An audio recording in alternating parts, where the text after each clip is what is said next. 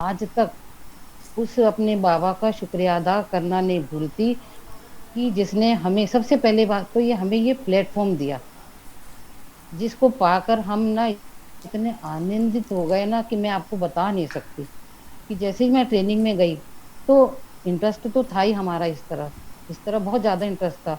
उसके बाद ट्रेनिंग हमने बड़े दिल से करी। उसके बाद फिर ट्रेनिंग खत्म हुई, फिर हम मेरी सबसे पहले 84 से लेकर मैं 2000 तक एलएनजेपी में रही। और एलएनजेपी में जो ये था कि मेरा जो कर्म था ना, कर्म ही मेरा जीवन था, समझो ये ऐसा था कि मुझे बाहर की दुनिया से कुछ लेना देना नहीं होता था। हॉस्पिटल में मैं वार्ड में ही रहती थी, वार्ड का काम करना, घर देखना। इवन घर में भी हम तो पता क्या करते थे कि घर में भी हमारा ज्यादातर समय ना वार्ड के पेशेंट के बारे में सोचते हुए निकलता था। मुझे तो ऐसा लगता था कि अगर सपोज मेरे शरीर छूटा तो मेरी तो आत्मा भी इसी वार्ड में भटकेगी। इस तरह से मेरा वर्क में मतलब सेवा में इतना ज्यादा लीन होता था, मन करता था कि इवन कई बार डबल ड्यूटी भी करते थे ना तो आई नेवर फील बैड। इतना अच्छा लगता था। तो मैं तो कहती थी शायद बाबा को तो हमने अब पहचाना है, लेकिन अब लगता है कि बाबा ने तो मेरा हाथ तो पहले ही पकड़ लिया था। जब जैसे कल दीदी ने कहा कि भाई आपको एक्सपीरियंस सुनाना है, तो मुझे लगा मेरे पास तो कोई एक्सपीरियंस नहीं है। फिर मैं ऐसे ही बैठी यादों में बाबा की, तब मुझे लगा कि ओहो, ये तो जो कुछ मुझे मिला है आज, मुझे तो जो लौकिक संसार में नहीं मिला वो प्यार मुझे बाबा ने दिया। मैं तो यहाँ साधारण सी थी, लेकिन बाबा ने मेरे अंदर जो विशेषताएं देखी ना, तो वहीं से मेरी तो आंखों में वो बस बात शुरू हो गई। तो मुझे लगा मैं ऐसे ही सोच रही थी, और घर तो मतलब मुझे ये नहीं पता मैं कैसे बीत गया। और बाई चांस तभी ना वो एक वो गीत बजी था, शुक्राना तेरे प्यार का, मुझे दिल से लगाने का शुक्राना, प्यार देने का शुक्राना, अपना बनाने का शुक्राना। पता नहीं बाबा ने क्या क्या दे। फिर मैंने तो कहा बाबा हाँ बात तो सही है बिल्कुल। तो जिस तरह से मैंने 16 साल जो एलएनजेपी में बिताए ना, तो इतने मतलब काम करते हुए इतना आनंदित जीवन बिताया है कि उसके बाद जब मैं 2001 में पंथ में गई, रियली में I was crying with tears कि पेशेंट के साथ अटैच होके जो हम काम करते हैं ना, शायद एक एडमिनिस्ट्रेटिव लेवल पे आके हम वो काम नहीं कर पाते। तो और उसके बाद पेशेंट्स के साथ काम करते हुए जो दुआएं मिलती हैं, ऐसे नहीं है परिस्थितियां नहीं आई, परिस्थितियां इतनी भयानक भी आई। यहाँ तक कि कई बार हम लोग नहीं होते थे कि मेरा तो ये था कि वहां पर एलएनजेपी में मुझे MS3 के नाम से ही जानते थे। मेरा नाम शायद कोई नहीं जानता, MS3 जरूर जानते थे। तो उसके बाद मुझे ये नहीं पता होता था कि मेट्रन ऑफिस क्या हो रहा है, दूसरे वार्डों में क्या हो रहा है, इतना इस तरह से हम लीन होते थे काम में। तो एक बार मुझे डीएनएस ने वहां की बुलाया कि तुम्हारी ये है कंप्लेन है, ये है क्या है, पता नहीं कुछ डांटा। तो मैंने कहा कि देखो मुझे तो यहाँ की दुनिया का कुछ पता नहीं, मुझे इतना पता है मेरे वार्ड में मेरे पेशेंट का क्या है, और बाकी उसके बाद मेरा घर है। तो इस बात से ना उसको वो बड़ा, उसको अंदर तक उसको बड़ा ना वो लगा कि मैंने किसी को गलत कह दिया शायद। तो शायद उसी का नतीजा था, फिर उसने मेरा नाम अवार्ड के लिए रिकमेंड कर दिया। उसके बाद फिर हम कई बार ना खाली पेट भी, जैसे काम जुनून होता था उस समय काम करने का। मतलब मुझे तो ऐसा लगता था कि मैं पेशेंट्स के लिए ना पता नहीं क्या कर दूं।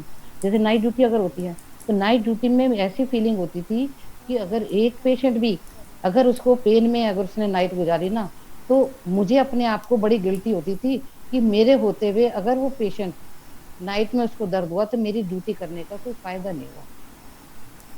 तो इस तरह से जो हमने, मुझे 16 साल पता ही नहीं। अच्छा फिर उसके बाद शुरू हुआ हमारा ये पंथ का सफर 2001 में। अच्छा 2001 में देखो बाबा, मैं ये देख बता रही हूँ कि बाबा उस बीच में देखो मुझे प्लूरिसी भी हो गई, और परेशानियां भी बहुत आई, लेकिन सब इसमें से ना बाबा निकालता रहा। अच्छा मुझे ये नहीं पता, मैंने कभी ये भी अनुभव नहीं किया ना, मैंने कभी डिमांड करी कि हे परमात्मा मुझे ये दे ये दे। तो अभी भी जैसे अब बाबा का बन के भी, तो ऐसा लग रहा था बाबा आगे से आगे, जैसे कहते हैं ना, सिंहासन को तैयार करता जा रहा था। तो यहाँ भी जब मैं 2001 में आई तो 2000 में मैंने एक वर्कशॉप अटेंड की जिसमें बी के सरोज दीदी थी, उनकी उनका लेक्चर था, जो श्री फोर्ट में थी उस टाइम वो। मुझे जब तक ब्रह्मा कुमारी के बारे में कुछ नहीं पता था। तो जब 2000 में आई तो मुझे ना एक जुनून सा चढ़ा, उधर से वो अरविंदर दीदी ने कहा हाँ हाँ।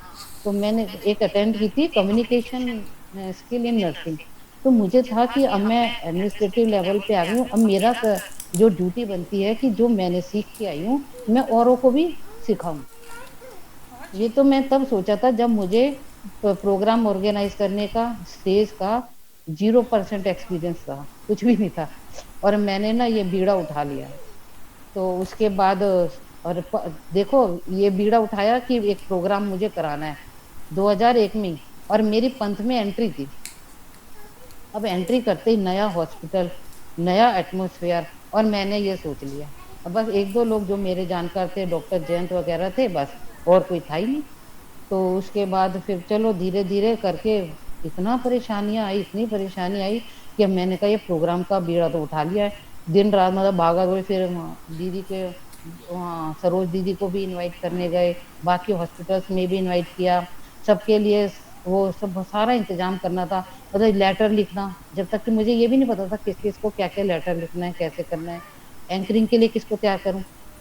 उसी संदर्भ में ना मेरी फिर उषा का नाम आया कि आप, एक सिस्टर उषा है उसके पास जाओ, वो इस टाइप का करती है। तो वहां गई, पता चला उषा तो छुट्टी पे थी।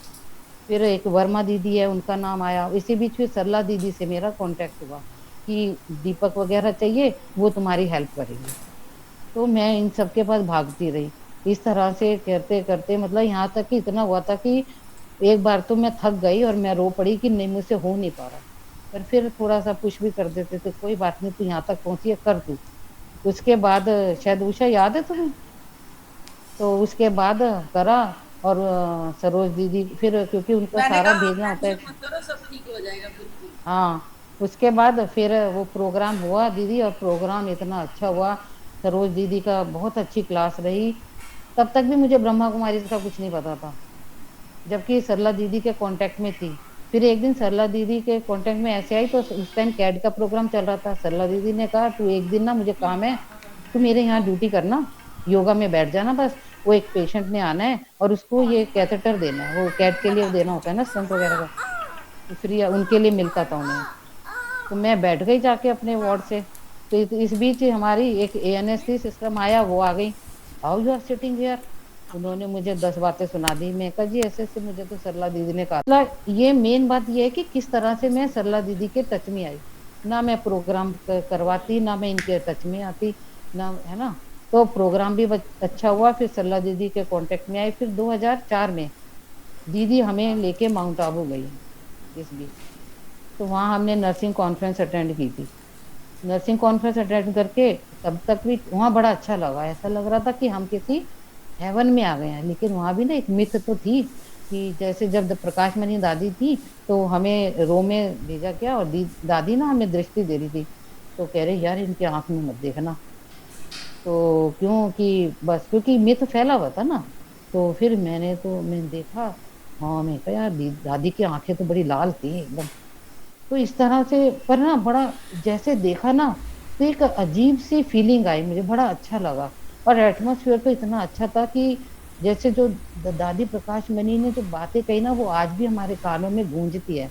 कि जैसे पर्सनली हमसे ऐसे डील कर रही हूँ, ऐसे स्टेज पे, बच्चे यार सबको नींद आई, किसी को नहीं आई तो बताओ, किसी को कुछ खाना है अलग से तो वो बताओ। तो जैसे कईयों को एकादशी का फास्ता स्पेशली उनके लिए बनवा दिया। तो ये वाली जो बातें है ना, ये बड़ी अंदर दिल को हर्ट कर गई कि ऐसा तो हमने कहीं देखा ही नहीं। फिर टोली मिली तो कह रहे हैं नहीं नहीं, ये टोली मिलती है जब तुम अपने माँ के घर जाते हो, पेरेंट्स के घर जाते हो, तो वहां से कुछ लेके आते हो ना। तो ऐसे तुम अपने किसके घर आए हो, अपने बाप के घर आए हो। तो ये जो बातें थी ना, ये इतनी जबरदस्त लग गई कि हाँ फिर एक फीलिंग भी आई कि हाँ देयर इज समथिंग, कुछ पावर तो है इधर। उसके बाद ठीक है, कोई बात नहीं, फिर आ गए। पर बड़ा अच्छा लगा, सबको एक्सपीरियंस सुनाते थे यार बहुत अच्छा है। तो अंदर से रहता था यार प्रोग्राम तो बहुत अच्छा था, करना चाहिए ऐसे अटेंड। तो उसके बाद फिर जब भी हम राउंड पे जाते थे तो सरला दीदी बोलती थी कि हाँ भाई क्या हुआ, अब तुम आगे बढ़े, फिर वो क्लास, वो 7 डेज कोर्स करो, क्लास करो। हाँ हाँ करेंगे दीदी, करेंगे करेंगे करके क्योंकि इतना कुछ था ही नहीं, और कभी इसके बारे में ना सुना था ना देखा था। जबकि देखो एक क्लास कराती थी श्री फोर्ट ऑडिटोरियम, जब हम गए तो दीदी ने पूरा दिखाया। बल्कि जो हमारे हस्बैंड थे उनको भी, कि भाई जी को भी लाओ, ऊपर से लेकर नीचे तक। तब भी मुझे ना थोड़ा अजीब लगा, बड़ी अच्छी दीदी है तो, ये जबरदस्ती अनजान को भी आओ, आइए आइए, और बिठा के टोली खिलाई, और ऊपर से नीचे तक एक एक कमरा दिखाया, बाबा का कमरा दिखाया, जब तक ये भी नहीं पता था बाबा कौन है। पर एक अच्छी सी फीलिंग उनके प्रति, और भी अच्छी सी एक रिस्पेक्ट वाली फीलिंग आई।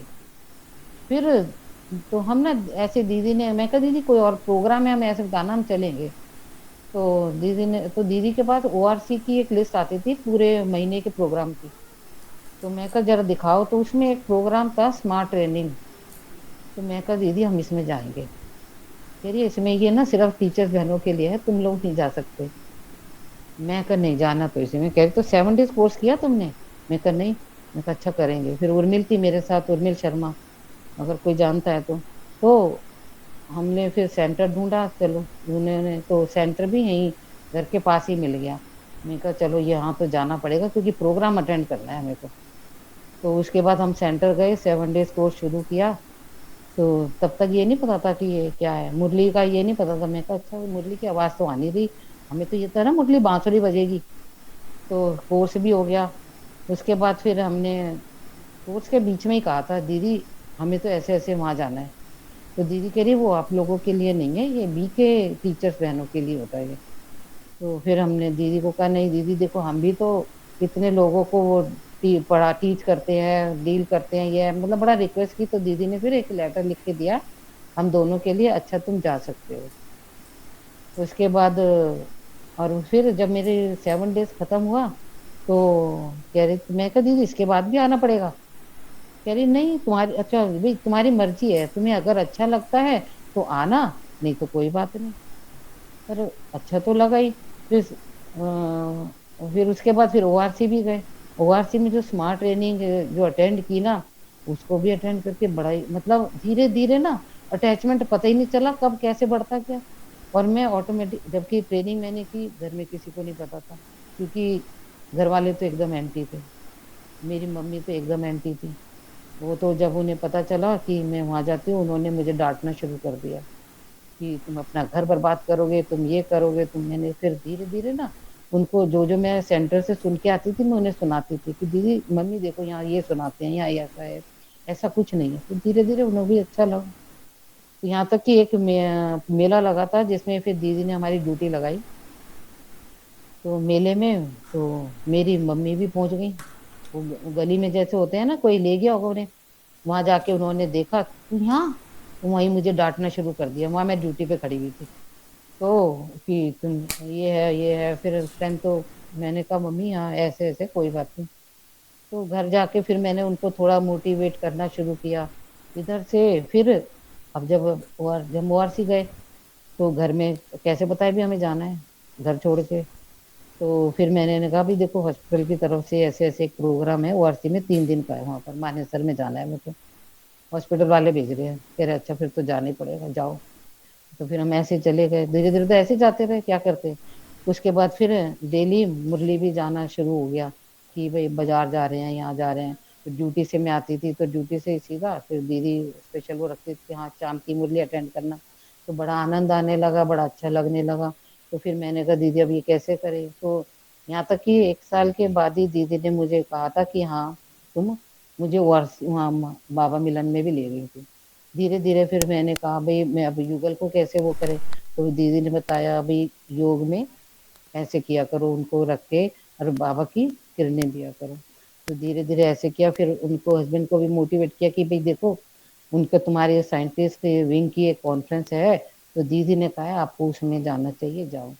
क्योंकि कॉन्फ्रेंस के थ्रू ही एक बार, ये तो है कि बाबा कहते एक बार वो जो आत्मा वहां चली जाती है, तो वो तो ना तो कर ही नहीं सकती। अरे ऐसी भी कोई चीज नहीं जो पसंद ना आए। तो धीरे धीरे करते हुए एक बार ये लोग अपने हाँ ऑफिस के बंदों को लेके गए। तो वहां जाके, वहां जबकि गए भी बड़े परेशान होके गए थे, टिकट को वेटिंग थी, एक जने की वेटिंग नहीं हुई। तो फिर ये पता नहीं बस से बदल बदल के गए। जब वहां पहुंचे ना, तो इन्हें बड़ा ही अच्छा लगा, और घर आते सबसे पहले इन्होंने मुझे थैंक्स बोला, थैंक्स वहां भेजने के लिए, बहुत अच्छी जगह थी वो। तो ऐसे ऐसे धीरे धीरे फिर वो पूरे तो बीच में वो उसमें मुरली में रेगुलर नहीं हुए, फिर सहयोगी बहुत बन गए। फिर दीदी धीरे धीरे सेवाएं बढ़ गई। दीदी जहाँ भी जाती थी मीटिंग थी, सेवाओं में बहुत हो गई, प्रदर्शनी में डेली जाना। तो इस तरह से अब मुझे, अब अगर मैं सोचती हूँ तो मुझे तो लगता है पता नहीं मैं कैसे चली जाती थी, क्योंकि ड्यूटी भी हमारी कैसी होती थी पता ही है, खड़े खड़े कई बार बीत जाती थी। उधर से बच्चे भी होते थे, फिर अ, 2-3 घंटे में प्रदर्शनी में भी दे देते थे। तो इस तरह से सेवा बढ़ती रही। इधर हॉस्पिटल में फिर सरला दीदी चली गई, तो ये योगा की सेवाएं भी हमने बढ़ाई नहीं शुरू करी।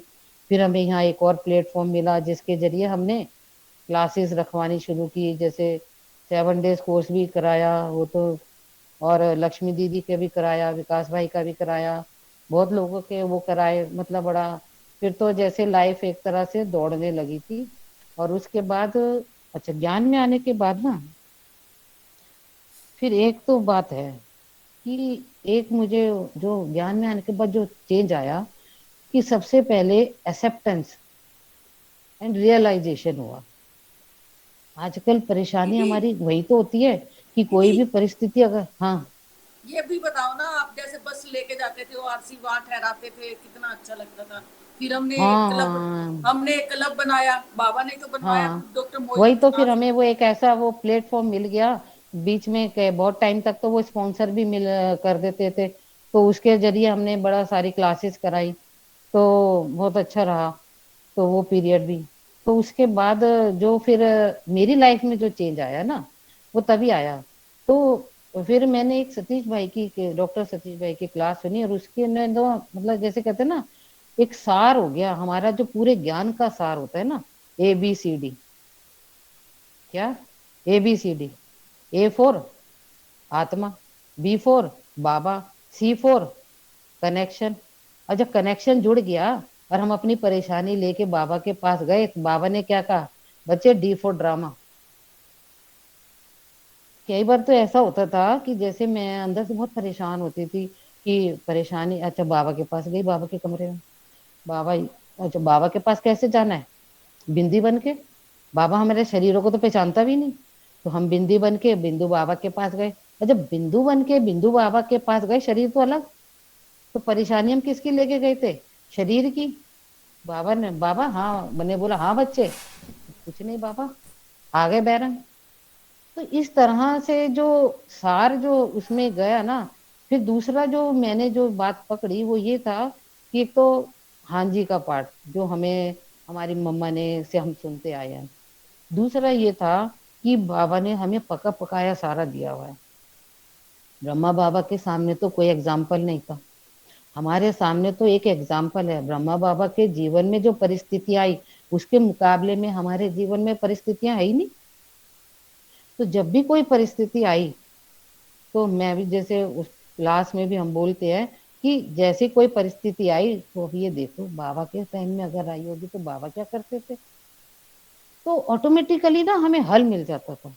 और मैंने जैसे बताया ना कि मुझे नहीं लगता शायद कोई स्ट्रगल मैंने किया हो, हाँ परेशानियां तो आई, पर मैं ऐसी तरह से ही, ऐसा लगता था बाबा साथ ही तो है, बाबा ही देखेगा, क्योंकि जब एक बार अपना लिया और उनको सौंप दिया, हम तो ट्रस्टी बन गए, तो फिर वो जाने।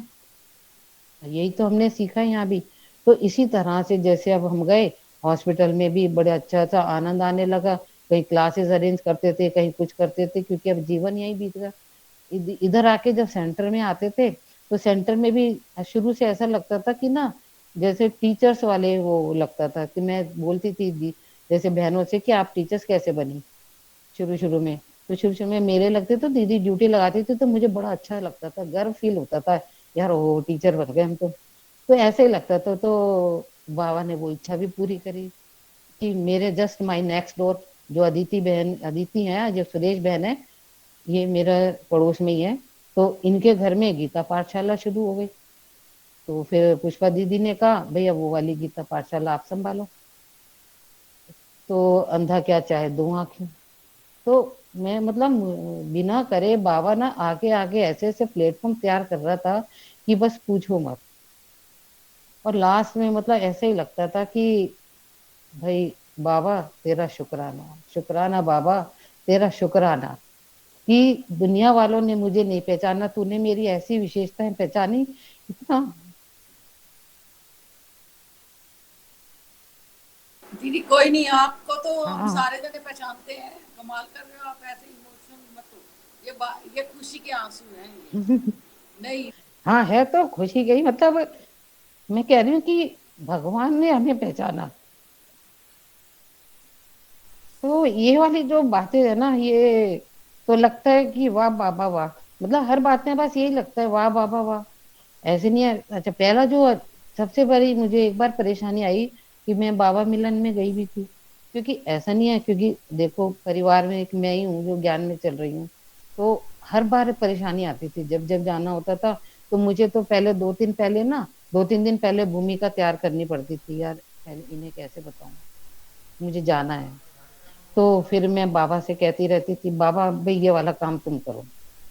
तो ड्यूटी पे भी बाबा, अब चल घर पे थी, बाबा यहाँ मत जाओ, जब मैं ड्यूटी जाऊंगी ना ड्यूटी से खिलवा देना। तो इस तरह से मैं करती थी। तो फिर उसके बाद ये चेंज अपने आप ही ना। हाँ, जहां मैं इतना परेशान हो रही होती थी ना, कैसे कहूँ इन्हें, कैसे कहूँ कि अच्छा, फिर मैंने क्या शुरू किया, मैंने कहा भैया टिकट करा लो पहले, टिकट तो कैंसिल कराएंगे नहीं। तो उसके बाद फिर ड्यूटी से फोन कर दिया कि भाई ऐसे ऐसे ना सेंटर से दीदी का फोन आया भी, तुम्हारी टिकट मैंने करा ली है और अब आपको चलना ही चलना है भी। मैं तो मना तो किया था पर क्या करूं। फिर कह रहे अच्छा, जब तुमने सुनना ही नहीं है। मैंने कहा ठीक है।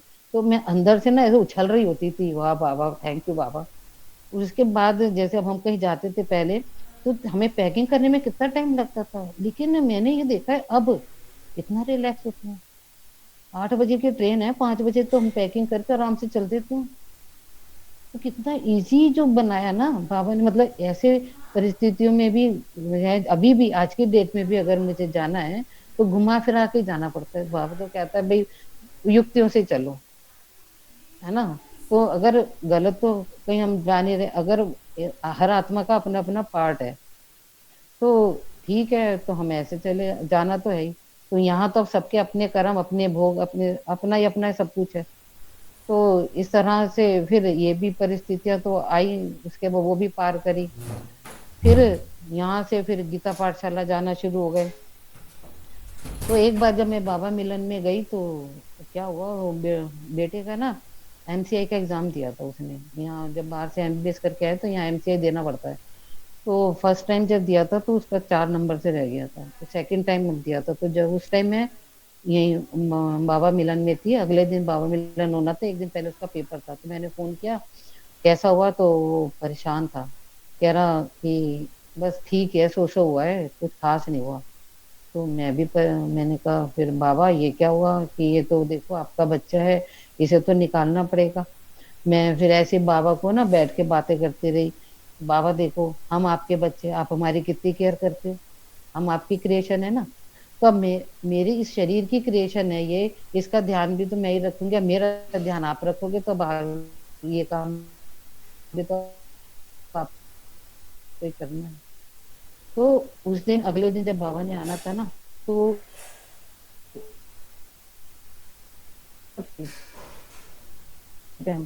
तो ऐसा लग रहा था जो सामने स्क्रीन पे जब बाबा की फोटो पहले आती थी ना बाबा की, तो ऐसा लग रहा था कि बाबा ना सिर्फ मुझे ही देख रहा है। और उस मुरली में 2-3 बार ये चीज बातें आई, बच्चे चिंता मत करना, चिंता की कोई बात नहीं, परेशानी की कोई बात नहीं। तो मतलब इतना ध्यान रखता है बाबा अपने बच्चे को। फिर जब मैं आई फिर आ गए, नेक्स्ट वीक उसका रिजल्ट आया। तो उसका क्लियर, तो मुझे लगा, मैं कहा बाबा थैंक यू बाबा, ये आपका ही कमाल है, नहीं तो मुझे तो इस बार उम्मीद थी नहीं। तो इस तरह से बाबा अपने बच्चों को ना ऐसे निकालता है। दूसरी एक बार और था भी, उसके बाद फिर एक और हुआ। देखो कि देखो मैं ये बता रही थी, जहाँ जिस घर में एक बंदा ज्ञान में चलता है ना, भैया युक्तियां बहुत अपनानी पड़ती हैं, क्योंकि उनको भी चलाना पड़ता है। कि अच्छा यहाँ तो दीदी तो हमें जहां भी हम जिससे भी बात करते हैं ना, तो हम उनके वेल विशर बन जाते हैं। एक तो हमारा फील्ड ऐसा है कि इस फील्ड में जब हम पेशेंट के साथ काम करते हैं तो हमें पेशेंट का फेथ भी गेन करना पड़ता है।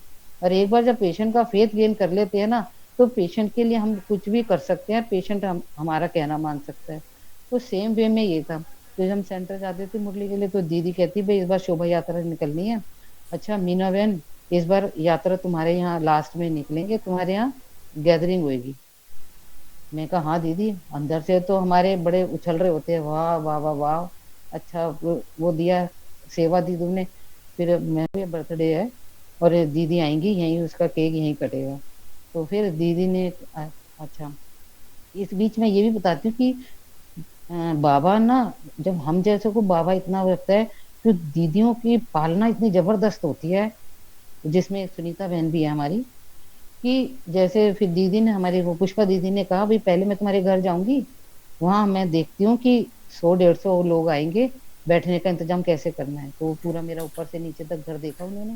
फिर छत पे गई कि भाई ये छत पे रखते हैं सही रहेगा। और दीदी ने बड़ी सारी चीजें मुझे बता दी, यहाँ से ये हटाओ, यहाँ से ये चेंज करो, यहाँ से वो करो। और बड़े सारे पॉइंट और घर के दे दिए। घर थोड़ा ऐसा है कि सीढ़ियों का ना थोड़ा दीवार है इसकी हटा के खुली होनी चाहिए, ये होनी चाहिए। मैं कहा दीदी भी कैसे कैसे बातें करे जो पॉसिबल ही नहीं है। मैं हाँ हाँ हाँ हाँ मैंने तो किया। पर दीदी तो कह के सारा पूरा मुआयना करके दीदी ना अपनी तरफ से कई पॉइंट मुझे बता गई कि ऐसे ये ऐसे हो सकता है, ये ऐसे हो सकता है। तो अब मैंने इनको कहा, कह रहे ये कि पॉसिबल नहीं है क्योंकि सीढ़ियों की दीवार निकालते हैं तो दीवारों का ऊपर वेट होता है, हम नहीं कर सकते।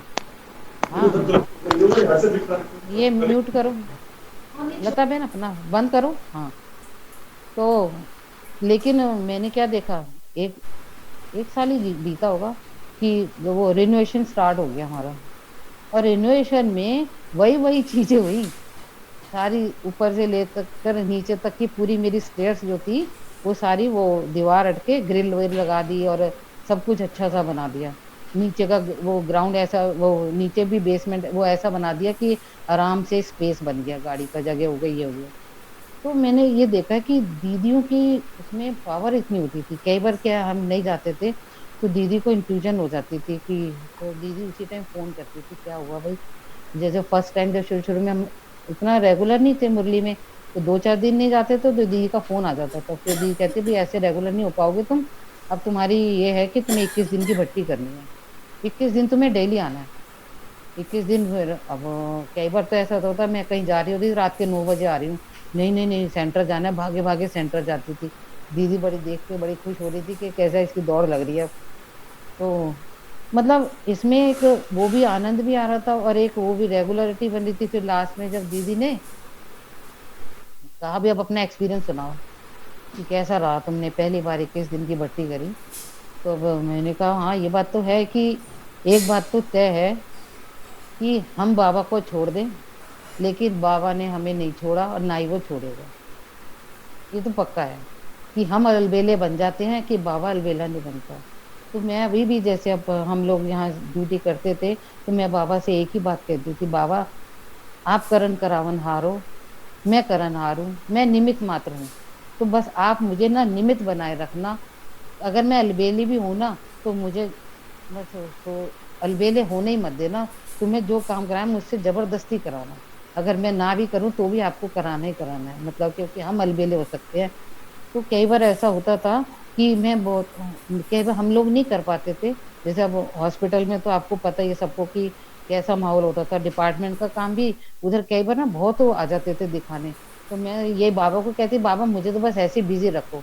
तो बाबा ने इतना बिजी रख दिया कि खाने का टाइम नहीं मिल रहा। मैंने कहा बाबा इतना बिजी रखने को थोड़ी कहा था, थोड़ा सा हल्का कर दो। तो सच में बाबा तो ऐसा लगता है जैसा साथ ही चलता है फिर। अच्छा थोड़ा सा, हाँ थोड़ा लाइट हो गया। तो मैं कहा हाँ नहीं, ये ठीक है। फिर मैं कहा नहीं बाबा फिर ऐसे तो होता है, ये टाइम हमारा ये है कि कितना भी अच्छा है सफल कर लो। कई बार तो जैसे सुनीता बहन ने मुझे कहा, कई बार अंदर से मन नहीं होता था, लेकिन सुनीता दीदी कहती अच्छा वहां जाओ, ये करना है वो करना है, जी दीदी। तो हम करते थे।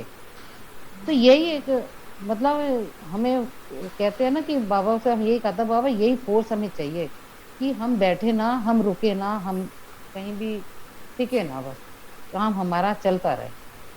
तो इस तरह से बाबा ने चलाया। गीता पाठशाला दे दी बाबा ने, बाबा ने कहा करो इसे। तो अब मैं समझा नहीं सकती मैं किस तरह से, मतलब फिर ऐसा लगा था भी मैं तो उड़ने लगी। तो उड़ाने वाला कौन, बाबा ही तो है। है ना। तो और एक बार और था, हाँ अभी पीछे था, जैसे फिर हर साल ना मेरे यहाँ ब्रह्म भोज होता था। जैसे शोभा यात्रा निकलती थी शिवरात्रि शिव जयंती पे, तो ब्रह्मा भोज मेरे यहाँ होता था, तो 200-250 लोगों का भोग बनना होता था। तो बड़ा अच्छा लगता था कि वो भी फिर हर साल, पता है क्या होता था अंदर से, वही होता था क्या जैसे हर चाहिए? बार होता था। फूफू चाहिए चाचा दीदी ने को। कहा मीना बहन के यहाँ जाएंगे, सारी यात्रा वहीं पर जाएगी लास्ट में। अच्छा मीना बहन, हाँ। कई बार तो ऐसा होता था कि 2 दिन पहले ही बताते थे। अब उन 2 दिन में मुझे यहाँ भी बताना, घर में भी बताना, घर में भी तैयार करना।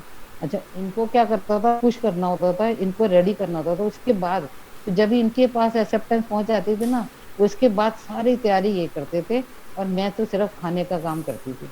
तो उसके बाद मतलब इतने ज्यादा सहयोगी थे ये, सहयोगी अभी भी हैं, कि उसके बाद सारा उनका बैठने का, दीदी का बैठने का सारा इंतजाम इनका करना था। मेरा काम होता था भोग बनाना। तो बड़ा आनंद आता तो, ऊपर से मैं दिखा देती हाँ यार मैं भी नहीं चाहती पर क्या करूं। तो पर अंदर से बाप, जब दीदी नहीं बोलती ना कि यार 2 दिन रह गए, दीदी ने बोला ही नहीं ब्रह्मा भोज के लिए, तो अंदर बड़ी एक उदासी सी होती थी यार क्यों नहीं बोला। और जब जब बोल देती ना तो मैं उछल रही होती, तो हाँ बाबा बाबा बाबा थैंक यू बाबा, थैंक यू बाबा। हालांकि मैं सोची थी यार इसमें बड़ा मुश्किल होगा, पर नहीं अंदर से खुशी सी भी होती थी। भले ही मुश्किल मुश्किल तो मेरी अपनी पर्सनल शरीर की वो हो गई ना, लेकिन आत्मिकता, आत्मिया क्या कह रही थी, नहीं नहीं मुझे तो करना है, मुझे तो करना है, उसी में एक आनंद आता है ना। तो ऐसे ही फिर अब 2 साल जब से तो लॉकडाउन की वजह से ये बंद हो गया, थोड़ा रुक गया है। नहीं तो इसमें फिर नहीं दीदी, हर ये उस भी पे ये भी ब्रह्मा भोज बताओ, होता था। दीदी ये भी बताओ, जब क्लास खत्म होती थी, हिट हो जाती थी, तब खुशी मना के गले मिलते थे एक दूसरे के। वो कहते थे याद हाँ करो। ऐसा लगता था जैसे हमने, क्योंकि लड़की का ब्याह कर दिया, तो सच में मतलब हर पहलू पे ना वर्क को भी एंजॉय करते हुए, और बाप हुआ क्योंकि बाबा का साथ हमारे साथ था। उसके बाद तो मतलब अब जो भी, जब मैंने बताया ना पहला एक्सपीरियंस इतना जबरदस्त था कि मैं वो हो गई थी परेशान, लेकिन उसके बाद ये क्या था, बाबा का फोर्स ही तो था कि मुझे उसने इतना एक्सपर्ट कर दिया कि उसके बाद हमारे लिए बहुत इजी हो गया। एक दिन पहले कोई प्रोग्राम